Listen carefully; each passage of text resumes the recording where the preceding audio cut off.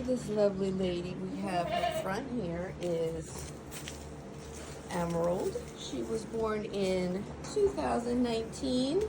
She is a gray Nubian, which means she has some dairy goat in her that is not Nubian, but we love her just the same. She is a fabulous producer for us.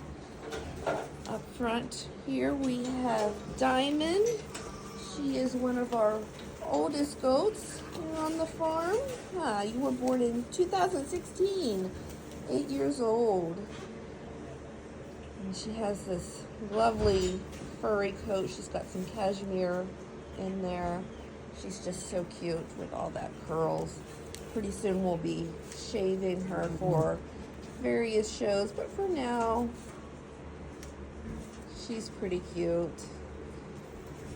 And over here in the corner, we have Alexandrite. She was born in 2020. She came to our farm in 2020. She's drinking from the other pen. Goofball. So these three goats are all David's.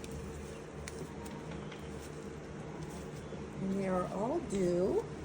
Actually, today's their due date, So we are just waiting on some babies. Do you have any guesses as to how many babies we might have? You're looking awfully plump there, sweetie.